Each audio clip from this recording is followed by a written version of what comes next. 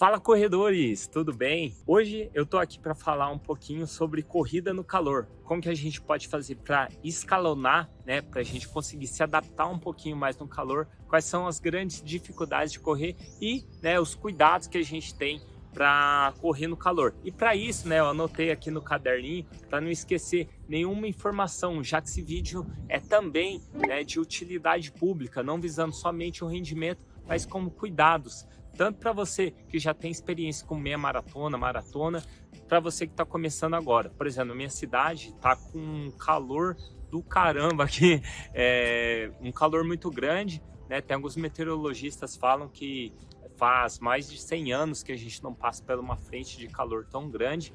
Então, né, esse vídeo é de utilidade pública, eu tive que anotar para não esquecer de falar nenhum ponto. Basicamente, o que a gente tem que saber? Que o nosso corpo, né, a temperatura normal para ter reações químicas, né, entre 36,5 e 37 graus. Independente da temperatura externa, perdão, a gente consegue manter a nossa temperatura interna. O corpo ele tende a buscar sempre o equilíbrio lá. Por isso que muitas vezes quando a gente está resfriado, está com febre, a gente não consegue fazer nada, porque, né, a nossa temperatura interna ela tá alterada. Então, independente, né, se está muito frio ou muito calor, a gente o nosso corpo tende a manter essa temperatura. E basicamente, né, a gente consegue subir, né, a temperatura pelo movimento que a gente faz e também pelo que a gente come, né? Por isso que muitas vezes no inverno, né, a gente tem mais fome, tem mais vontade de comer, porque a temperatura externa ela tá mais fria, né? Então a gente quer aquecer o nosso corpo comendo mais, tá? Esse é o primeiro ponto. Então, né, um dado aqui importante é que a maioria das coisas que a gente come se transforma em calor.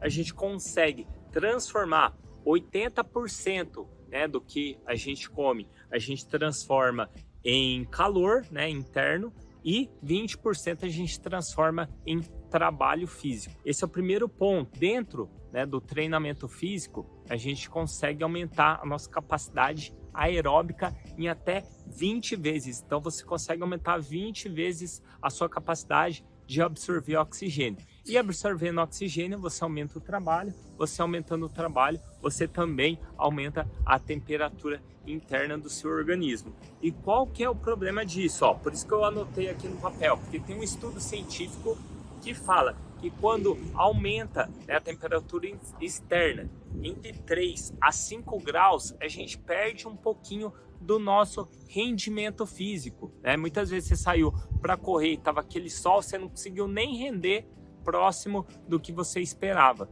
né? Que a cada 3 a 5 graus a gente tende a reduzir o nosso rendimento físico. Isso é normal, isso é fisiológico, né? Isso é comprovado cientificamente. Muitas vezes, quando a gente sai para correr e está muito quente, a gente acaba que não tomando água o suficiente, a gente entra, né, em um processo que é um processo de intermação, não é internação não, é intermação, né, que é o aumento, né, do excessivo, né, da nossa temperatura, e o nosso corpo não consegue recompor, e aí a gente tem que receber, né, atendimentos, né, a gente muitas vezes perde a consciência, né. Eu não sei se você já viu, que é uma cena muito famosa, que é da Gabrielle Anderson. Ela tá chegando, né, nas Olimpíadas, na maratona das Olimpíadas, nos anos 80, e ficou conhecida como um marco aí de superação. Mas esse marco de superação não era tão estudado, né, a questão da intermação. Então deixaram ela terminar, porque ela já estava chegando, mas muitas vezes é até interrompido na hora, né, esse processo aí de intermação, porque realmente, né, o excesso ele acaba que, né, matando neurônios. E outro caso aqui que eu anotei, né, quando a gente aumenta muito a temperatura e não consegue recompor, né, não está bem hidratado, né, a temperatura está muito quente, a gente está praticando atividade física muito extensa, né, a gente tem que receber esse atendimento antes que, né, entre em colapso, enfim, né? Mas não é em qualquer calor também, fica calmo, né? Você pode se hidratar bem antes da atividade física, quando está um dia mais quente, se hidratar no meio da atividade física, isso é muito importante. Por quê? Quando aumenta, né, a nossa temperatura interna, a gente acaba aqui jogando sangue pros músculos, né? Provavelmente você já viu alguma pessoa muito branquinha correndo e a pessoa fica vermelha, né? Porque o corpo acaba jogando o sangue em excesso para os músculos, né? E o que acontece, né?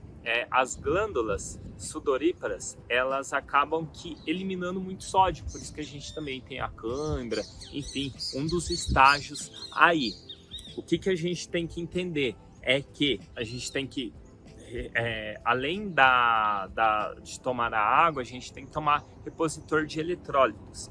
O que eu indico, já que você vai, às vezes está escrito em uma prova, às vezes quer ter essa adaptação melhor a conseguir correr no calor, por exemplo, começar, você já consegue correr meia hora direto, sai para correr 10 minutinhos, volta, anda um tempo, no outro dia, na outra semana, corre 15 minutinhos, vai intercalando isso aí para acabar que não entrando em colapso, tá? Tome muito cuidado porque nesse calor, né? Olha, eu ia falando nesse inverno. Nesse calor, a gente tende a querer fazer sacrifícios e achar que é somente superação.